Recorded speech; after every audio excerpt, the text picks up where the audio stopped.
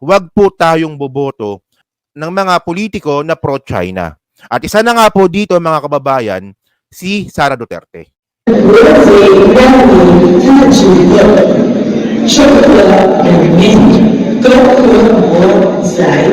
Yung sinabi po ni Sara Duterte, meron pong translation nito. Ang sabi dito ni Sara Duterte, base po sa translation na, sabi dito, I take particular interest in education and youth development.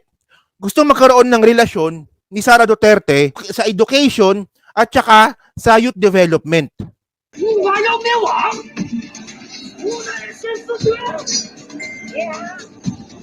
Kababayan, ito po yung tinuturo po ng CCP sa kabataan po ng China. Papatayin daw po nila yung mga Japanese at saka mga Amerikano.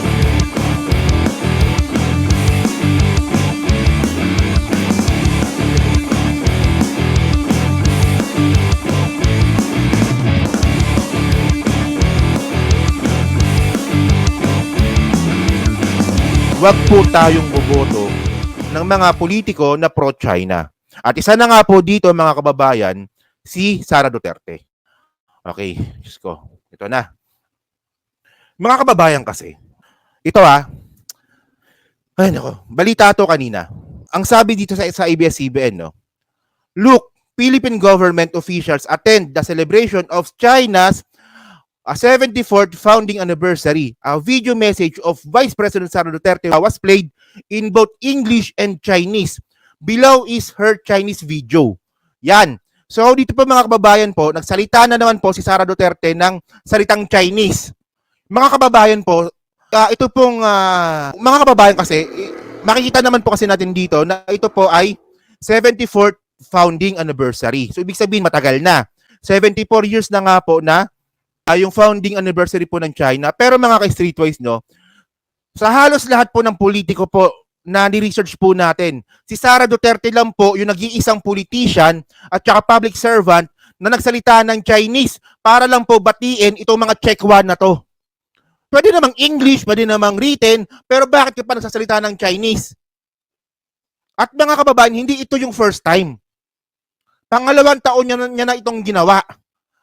So anong ibig sabihin nito ni Sara Duterte? Talagang pro-China talaga si Sara Duterte. Kasi mga kababayan, ito no, meron po kasing survey. Pero alam niyo naman po mga kababayan na meron po talagang survey na majority po ng mga Pilipino ay hindi po talaga nagtitiwala sa China. Well, ako sigurado ako na merong political advisor itong si Sara Duterte at even doon na alam din naman po ni Sara Duterte na ayaw ng majority ng mga Pilipino sa China. So, ayun na nga po yung point mga kababayan. Kahit po naniniwala akong alam ni Sara Duterte to na majority ng mga Pilipino ayaw sa China. So, ang punto ko lang dito mga kababayan, kahit po na alam na ni Sara Duterte na majority ng Pilipino ay ayaw sa China, bakit niya pa ito ginawa? Kasi ito po mga kababayan po, no, hindi po ito magandang imahe na isang vice president at soon to be, at alam naman po natin na maraming supporter ito, ako naniniwala ko maraming supporter pa rin ito, soon to be president, magsasalita ka ng Chinese na kinamumuhian ng karamihan ng mga Pilipino. Sa pagiging vice president niya ngayon, syempre, suportado ko pa rin siya. Pero kung siya yung magiging presidente natin sa susunod, hindi na. As in, hindi na. Hindi na ako maniniwala sa kanya. Okay, so continue natin Mga babae, ito po yung video ni Sara Duterte nung last year. Ginawan ko na lang to ng subtitle kasi nga nabisit ako sa kanya. So so panoorin natin to So ito, pinost ko ito sa Facebook noong August 18. Yan, Facebook ko yan. Kung gusto niyo akong i-add sa Facebook, i-add niyo ako. So ito, pakinggan ngayon natin tong sinabi ni Sara Duterte last year. 高兴及西向中国国家主席习近平、中国驻菲律宾大使黄锡良和20中国公民致意大力庆祝中华人民共和国成立73周年。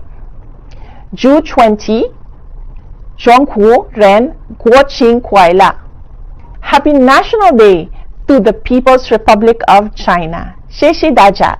Yan. So So yung subtitle po na yan, gawa-gawa ko lang yun kasi nga nabisit ako sa kanya. So meron pa. So ito yung last year. So ito naman yung ito naman yung ngayong taon. Ito yon. Ito, ngayong taon ito.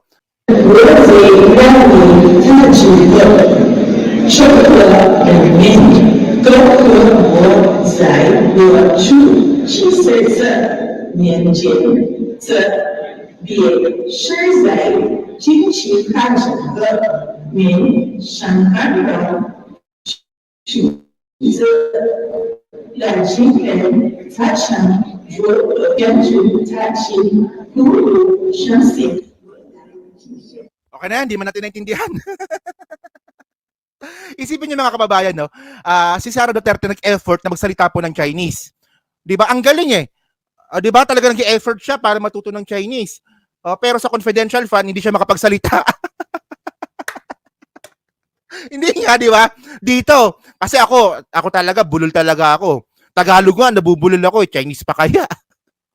So ang punto ko nga dito mga kababayan, dito po todo effort si Sara Duterte na magsalita ng Chinese, pero sa confidential fund, hirap na hirap siya magsalita. Palagi niya pinapasa si Yusek. Walang yan to. Di ba tama, bad optics. Okay, inahanap po yung word eh. Bad optics to mga kababayan. So ngayon, kunwari, magkakaroon ng eleksyon 2028. Pag sinabi ni Sara Duterte na anti-China siya, wag po tayong maniwala. Wag tayong maniwala. Kasi mga kababayan, mayroon na papakita sa inyo. So meron po kasing translation ito, no?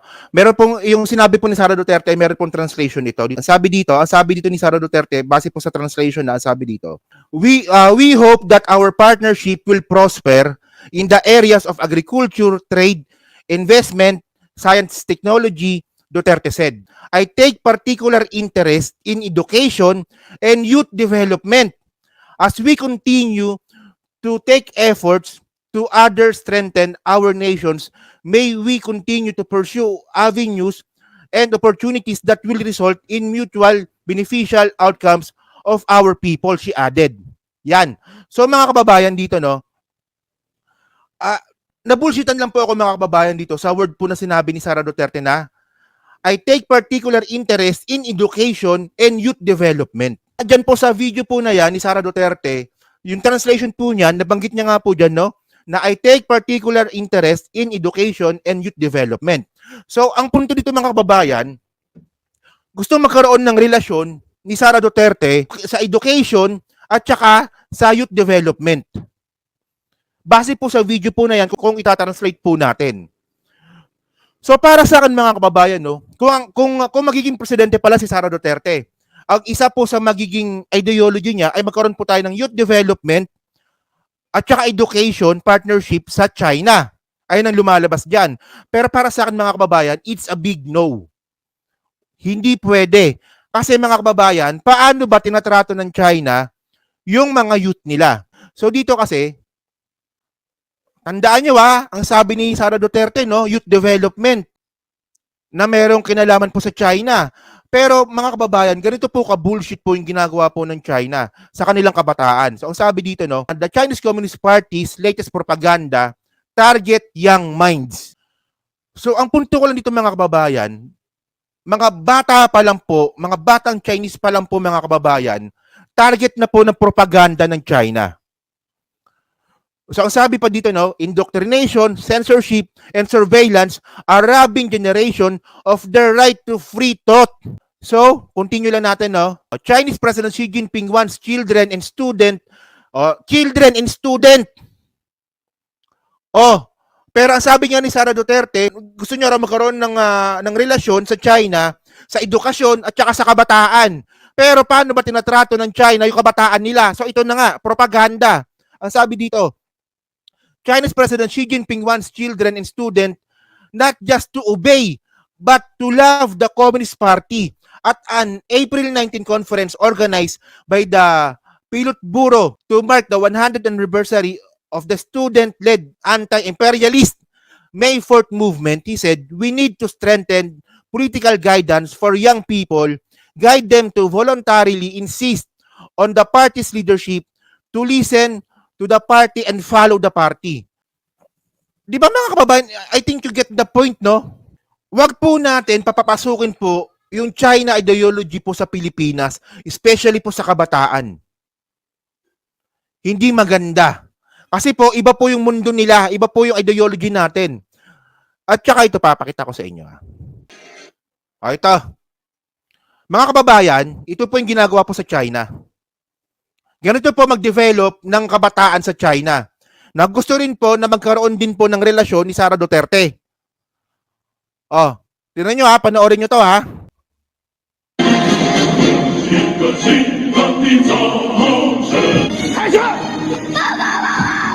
那你最讨厌的国呢？就是美国和日本。这么讨厌啊？为什么呢？我操，还是坏人。中华要灭亡，无奈先死绝。上马杀敌，战斗指示，你们这打开枪战，冲往敌强大的火力，与来吧，分子，上马杀敌。那你长大了想干什么呢？杀日本人，杀美国人啊！